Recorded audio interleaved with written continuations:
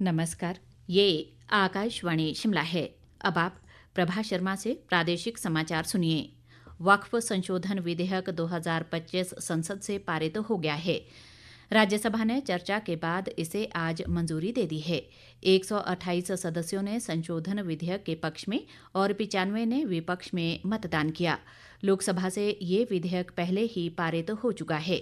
इस विधेयक का उद्देश्य विरासत स्थलों के संरक्षण और सामाजिक कल्याण को बढ़ावा देने के प्रावधानों के साथ वक्फ परिसंपत्तियों का समुचित प्रबंधन करना है। विधेयक पर चर्चा का जवाब देते हुए अल्पसंख्यक कार्यमंत्री किरेन रिजिजू ने कहा कि इस अधिनियम से मुस्लिम समुदाय के करोड़ों निर्धन लोग लाभान्वित होंगे। किरेन रिजिजू ने कहा कि सरकार ने राज्यसभा में एक महत्वपूर्ण उपलब्धि हासिल की है। उन्होंने कहा कि राज्यसभा में वक्फ संशोधन विधेयक पर 17 घंटे और 2 मिनट तक चर्चा की गई और इस रिकॉर्ड को तोड़ना बेहद मुश्किल लगता है। उन्होंने कहा कि सबसे पहले वक्फ बिल में पुराना रिकॉर्ड 1981 में 16 घंटे 51 मिनट एस्मा अधिनियम पर रिकॉर्ड चर्चा की गई थी और राज्यसभा में कल 17 घंटे 2 मिनट तक चर्चा की गई, जो एक रिकॉर्ड बन गया।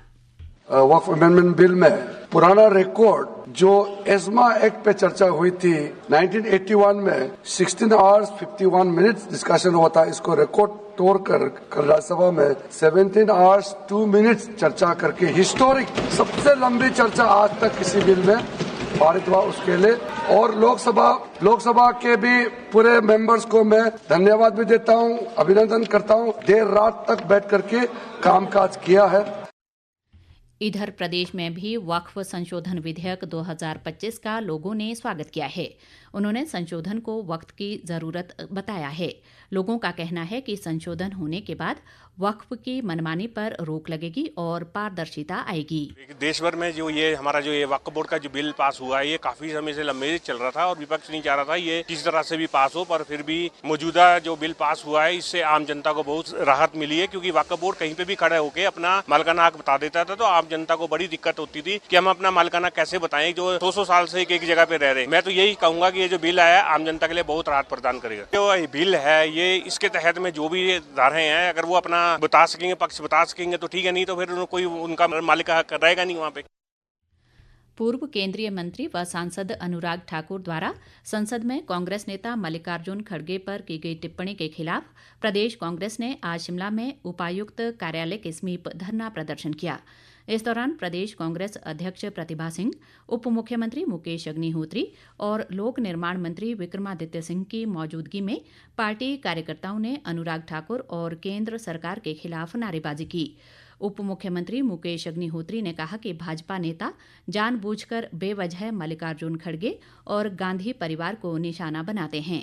उन्होंने कहा कि मल्लिकार्जुन खड़गे वरिष्ठ सांसद हैं और अनुराग ठाकुर सदन में अभद्र टिप्पणी करके जानबूझकर उनको नीचा दिखाने की कोशिश कर रहे हैं, जो दुर्भाग्यपूर्ण है। खड़गे जी के दामन पे कोई दाग नहीं है, पूरे जीवन में कोई दाग नहीं है और अनुराग ठाकुर के कहने से कोई भी नेता इस रंगे दागी नहीं हो जाएगा। कांग्रेस पार्टी इसका विरोध करते हैं, उन पर आरोप लगाने की कोशिश करते हैं। खड़गे जी सीनियर मोस्ट पार्लियामेंटेरियन है इस देश के और वो राज्यसभा में कांग्रेस पार्टी के नेता भी है। उनके बारे में ऐसी बातें करना शोभा नहीं देता। बाकी तो इशू जो है वक्फ का इशू वो पार्लियामेंट में लार्जली डिबेट हो रहा है और उस पर बात हुई है, लेकिन हमारा जो ऐतराज है वो हमारे सम्मानित नेता के खिलाफ अनाप शनाप बयानबाजी से है। प्रदेश कांग्रेस अध्यक्ष प्रतिभा सिंह ने कहा कि संसद में कांग्रेस नेता मल्लिकार्जुन खड़गे पर अनुराग ठाकुर द्वारा अभद्र भाषा में टिप्पणी करना दुर्भाग्यपूर्ण है। पार्टी उनके खिलाफ बयान की निंदा करती है।